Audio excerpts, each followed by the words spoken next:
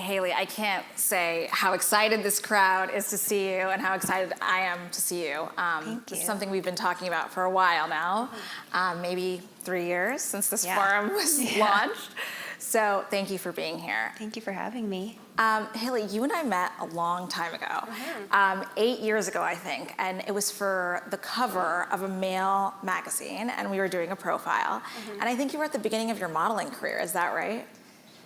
Probably something along those lines. Yeah, I'm like, how old was I 8 years ago? I think I was maybe 20. Yeah. And you were still kind of figuring out what it is you wanted to do. You were doing some modeling, you were hosting. Like, did you ever think that you would be here now as a billion-dollar beauty founder?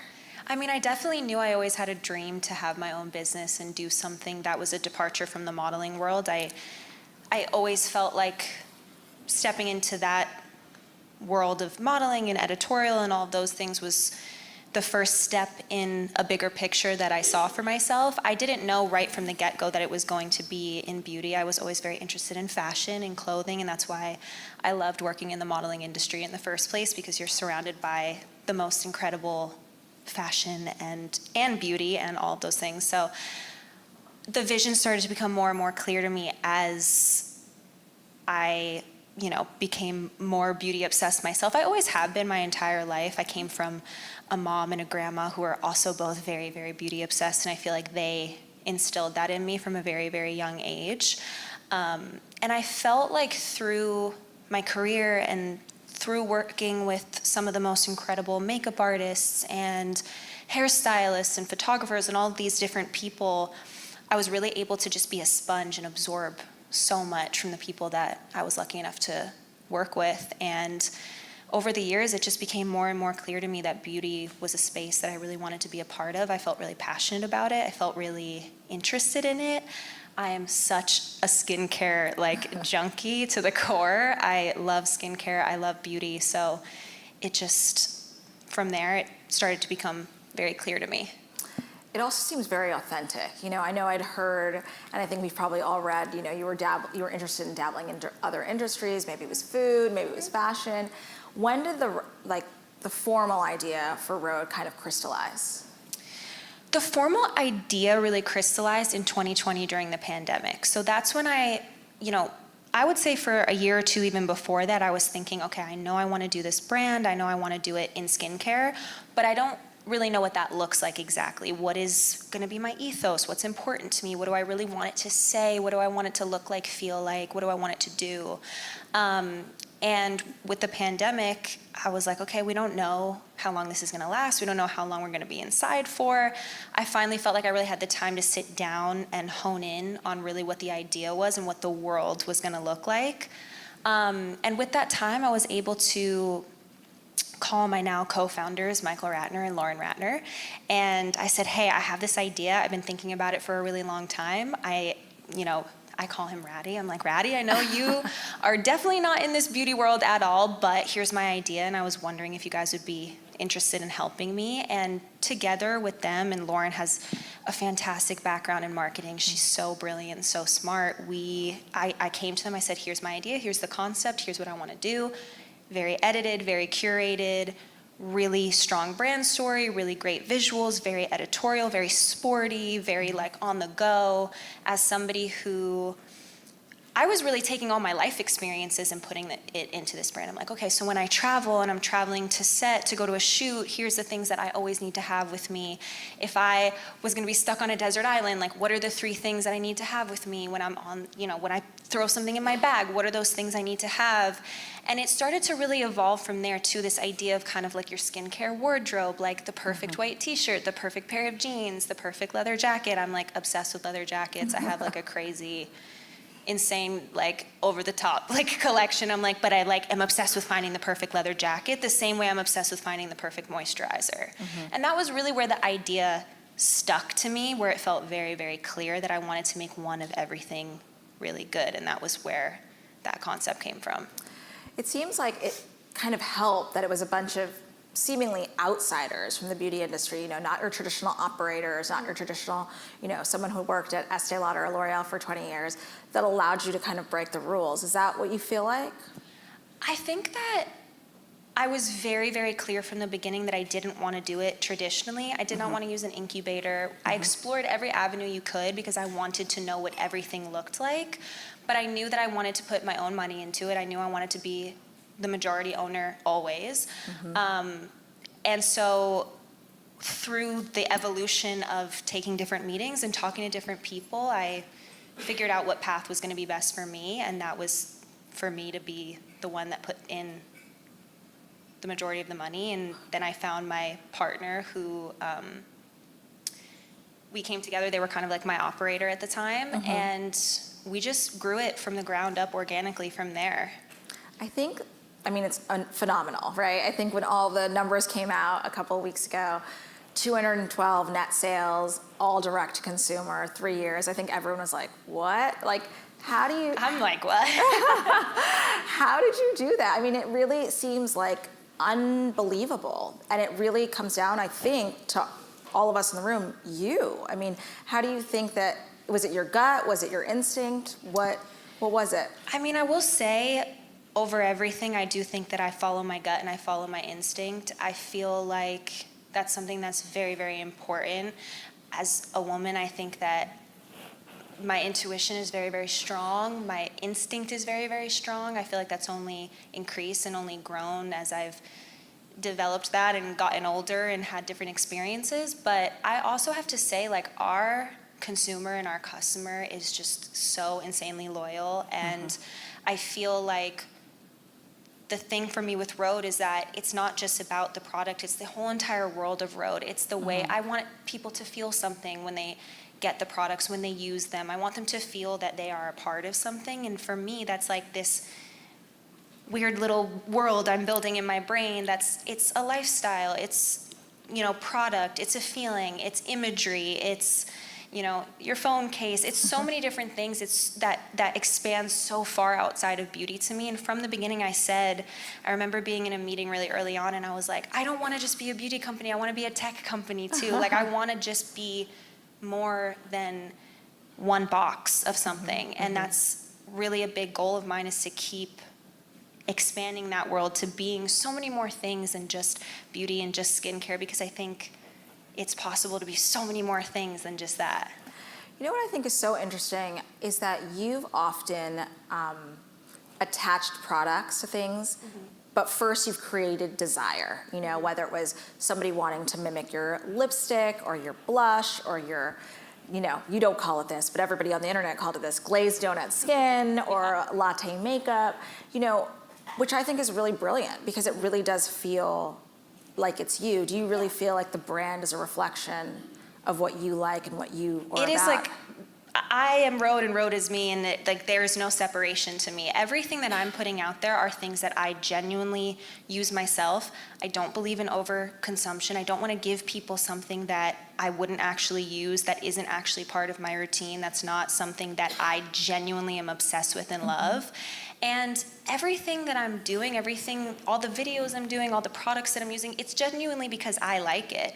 And I think that people, I think, can feel that authenticity, and I want people to really be able to feel me so intrinsically in the brand. But I also want people to be able and want to love the brand outside of me as well. And that's why I'm so focused on the products actually being really, really good and having great formulas and having a great ingredient story. And that's also why I believe in having a great team, because I only know what I know, and there's so much that goes beyond me that I don't know. I did not go to school, I did not study this. And that's why I believe in surrounding myself with other really brilliant minds that are the best in class at what they do, so that I can give the best in class products. You are an incredible marketer, though. Thank you. I mean, I think everyone in the room can agree with that. Who knew? Well, now you do, right? I would just like to understand, what are you thinking about? What is your brain like? What's in there? And also when we think about faces. There's a lot in there. When you think about the faces that you've had, like Tate McRae, Claudia Schiffer, yesterday, Harris Dickinson, I think everyone is excited about that. Yeah. How are you deciding who represents you and what feels right from a marketing perspective? I mean, I think a lot of it is gut. I think a lot of it is about synergy too. I think about who feels like they have synergy with the brand, and I want different faces to speak to different people. And I also really just believe that Rhode is for everybody. I don't always want to be the forward fronting face of the brand, because I really want it to expand beyond me. And when it comes to Tate, like, I know Tate behind the scenes too, personally, and I feel like she naturally was a fan of the brand, and, it just made so much sense for that campaign. When I was thinking about the campaign for the lip shapes, I'm like, okay, so we're calling it lip shape, and what is shape to me? I used to be a dancer, and like movement is so important to me, and that's why the names bend and lean and move and spin came from that. And when I thought about who would be so perfect for this campaign, Tate, her body, the way she moves, the way she dances, she's such a performer. I mean, it just was like light bulb switch. And when it came to Claudia, I'm like, who is just like timeless and chic and beautiful and speaks to so many different generations. I mean, like, I'm a massive fan of her, and my mom is a massive fan of her, and I don't know one person that's not a massive fan of her, and she just speaks so globally to so many different people. So the light bulb went off for her too. So I just feel like when I start thinking about, that kind of like merge of face with the brand, I just think about like the energy and the synergy. And with Harris, I'm a big fan of him and his work, and I felt like he gave off an energy that I felt would really represent Rhode super well. And he's the first man. And he is the first man, yeah. And that was so important to me, because I really, from the beginning, wanted Rhode to feel unisex. And that's why our branding, the colors of a lot of everything is like eggshell and gray, and I try to keep it more sporty feeling than anything, because I want anyone to be able to gravitate towards it. And if you're sleeping over at your boyfriend's house and he sees it, I don't want him to feel like they can't use that either. So I was really excited when we were able to get Harris, because it opened up the world even more. The edits of the products are pretty unbelievable. I mean, I think people have tried to do this before, like a simple wardrobe of makeup, and I think it's really about the execution for you. So how are you deciding, like, what categories you want to play in, what products you do want to do? I really just think about what are my can't live without things. What are the 5 things, 10 things, 15 things that, like, over the course of time, I can't live without in my skincare cabinet or in my bag or when I travel. And I think that also really changes and evolves with age as well. When I started thinking about this brand, it was in 2020. That was 5 years ago. So, my skincare needs 5 years ago were one thing, and now they're evolving into other things. So I think about, how can I add to this really assorted, curated, edited lineup that are going to tackle what my skin needs with every season, with every age, during pregnancy, so many different things. And for me, the through line is always going to be that, like, hydration is important. And that's something I said from the beginning. Hydration is key. It's so important. Everyone needs hydration no matter what. And I'm really just letting it evolve from there. Like with the mist, I'm like, I love a facial mist. I knew I wanted that to be in the lineup at some point. Cleanser, have to have a cleanser in the routine. So I'm just really taking it with how I'm personally evolving and, the things that I really need and see as an essential. When did you start thinking about retail? Because honestly, like, you might not have needed it, right? You were 3 years in the game. You had gotten to this incredible figure. I mean, you could have kept going on the direct route. Why Sephora? Why retail? I really wanted to go into retail because I really want to expand and I want to reach more people. And that's been such a goal for me. And I think that my team is so incredible. And I think that we have done a really good job as a D2C business. But I really want to reach more countries, more people. I want to get it in more people's hands. And I also really want the customers to be able to go have an in-person experience. We learned very quickly with all of our pop-up experiences how important that was for the customer and how much they enjoyed going, touching, feeling, touching the product, seeing the packaging, seeing it IRL. And after the first 2 pop-ups we did, it became very, very clear, like, this is something that makes a lot of sense for us to be in retail. And of course we went back and forth with it a few different times, but it felt like the right thing. It also seems like one of the biggest launches Sephora's had in a number of years. I mean, I can't think of, there was some pre-pandemic, but this seems to be a really big moment for them as well. Yeah, it's super exciting on both ends. I mean, the Sephora team is super amazing. I feel like from their end and our end, we have a lot of really good synergy, and I'm really excited. Are you going to keep doing the pop-ups? Do you think that's still going to be part of the equation? Yeah, I think that we'll definitely do still our own experiences. It's something that I majorly love doing with the branding and with the brand, so I don't think that's ever gonna stop. We can't not talk about the e.l.f. deal. Obviously, Tarang's right here in the audience. Hi, Tarang. When did you start thinking about a partner? You know, I know you just talked about, obviously, you wanted more people to experience Rhode and see it in real life, and you also talked about, you know, I'm good at what I do. I want other people to help me do what they do best. So was a conglomerate in the cards from the beginning, or was it something that kind of felt like it was the right time? It was always a conversation of partnership and a great partner. And I think that's very, very hard to come by and very, very hard to find. Rhode is like my baby. I'm so precious about it. And the idea of ever even considering that was a very, very, very big deal to me. And the first time that I ever sat down with the e.l.f. team and met with them, we had a big dinner in LA. And I remember walking away and I was like, they're it. It's like, I knew it in my gut. I knew it from the first time we had dinner, for the first time I met their whole team. We said so many of the same things, and I was like, we are so like-minded, and that feels so good because it makes me have trust that I'm putting something that is so precious and important to me, you know, in their hands as well. And their team is just so amazing, and, you know, they really understand and understood that I want to be able to expand and I want to go global, and this is really, really about partnership more than anything for me. And they really just care so much about their founders, and I think that's another rare thing that you don't really find, or is at least very hard to find, where you feel so supported as the founder. And I always really wanted to stay on. I was never, I always wanted to be there and even expand my role. I'm here, I want to do more. This is just the beginning to me. I have so many dreams for this brand that I see still coming and I see still happening, that I really felt they wanted to support that, and yeah.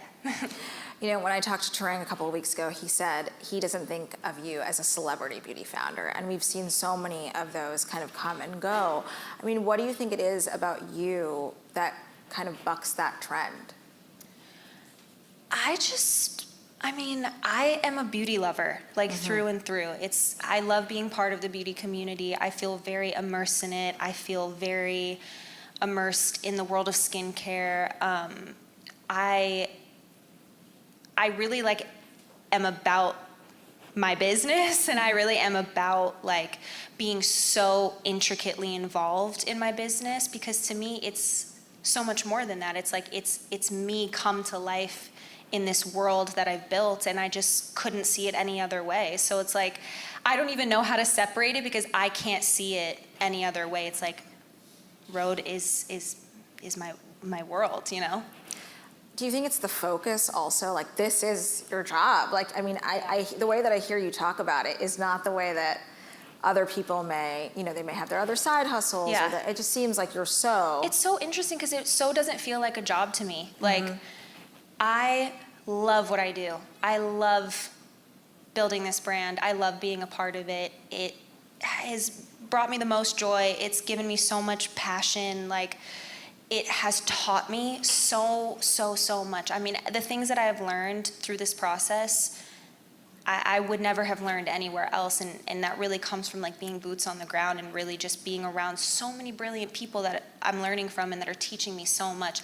I would have never known about margins and things like this if you asked me 5 years ago, but it feels really empowering and really cool to be part of something from the ground up, and just to continue to keep expanding it and expanding my role and putting more things out into the world that hopefully people love.